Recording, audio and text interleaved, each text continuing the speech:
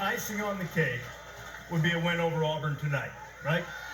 There you go. That would definitely be the icing on the cake. There's no doubt about it.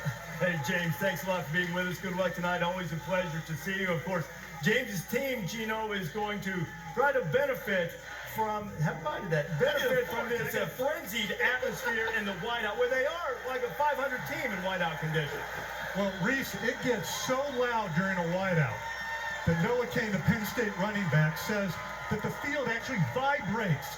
Structural engineers have been brought into Beaver Stadium to make sure it can withstand the stress of a whiteout. Just to think, only a few years ago, this was considered a crowd that was as quiet as any in college football. Now, legendary.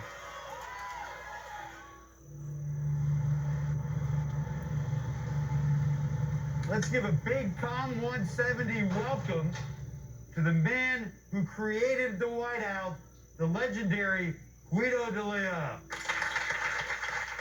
Are you surprised what it's become? No.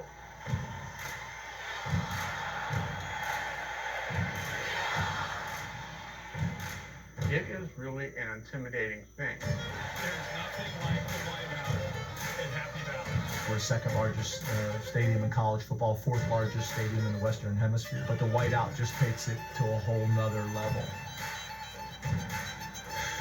If football had a heaven, it'd be football heaven.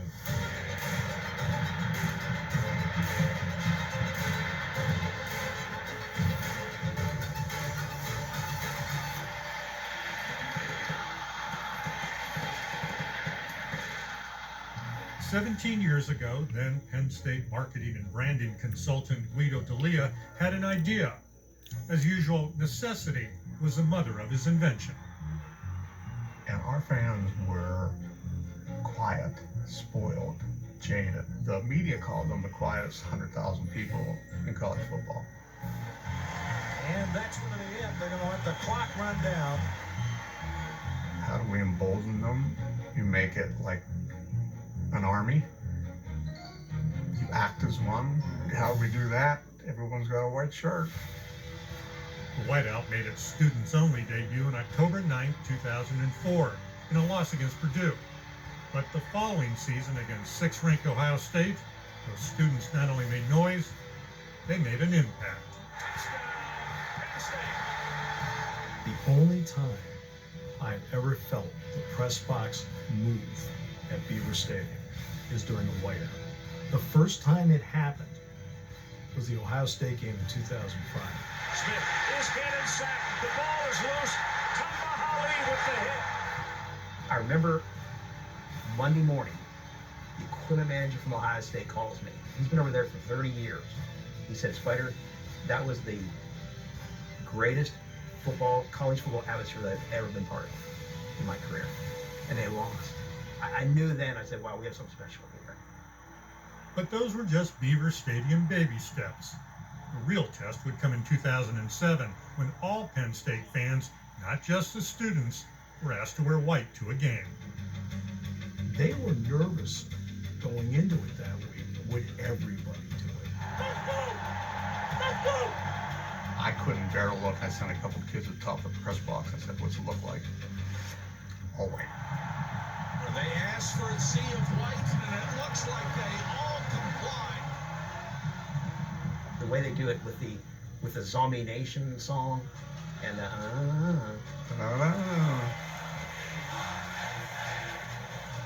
In that game, they learned their impact. They really made a difference, and we blew out Notre Dame.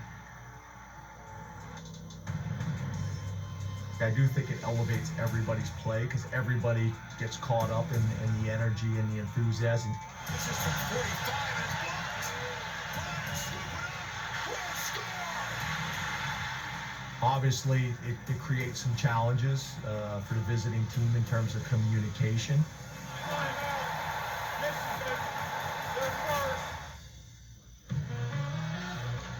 Whiteout Week isn't confined to the stadium. It is everywhere in State College, in stores, in the campus creamery, even in classrooms. Their identity in the whiteout has become part of the Penn State brand. I'm very proud to see it. Like, it still moves me. So when you see this crowd Yes. doing what it's going to do, I'll say, yes, go get them. there was no whiteout because of COVID restrictions last year, but James Franklin and Chris Grossi, who's in charge of fan appreciation and marketing here at Penn State, have not ruled out a second whiteout this season. And Reese, I'm just saying, Michigan's coming to town November 13th. What do you think? Hey, you can have one heaping helping, why not another one? Do it again when Michigan comes to town.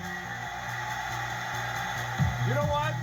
This means something to the residents of State College, too. We're pleased to be joined by a former State College resident who will call the game tonight, Chris Fowler with Kirk and LC. Reese, thank you. God, what a treat to be here with you guys in this scene. When I hosted game day, it was a Beaver Stadium. It was great. This is much better, right? Yeah. The whiteout sensational, and you know what? I got goosebumps on the sideline with the whiteout. Yeah. It made me. I I can imagine playing there would be tough. We were there in 05. Yeah. First time you really Well, felt that, and it was a huge difference in the game. And Yeah. that was the birth of the whiteout. And for game day, the first place we went, signs now everywhere we go. The first place when we used to be by the basketball arena here at Penn Yeah. State, and they came out with hundreds and thousands of signs. And after that, everybody now has the signs because it's Penn State. I watched earlier. You were on the fence.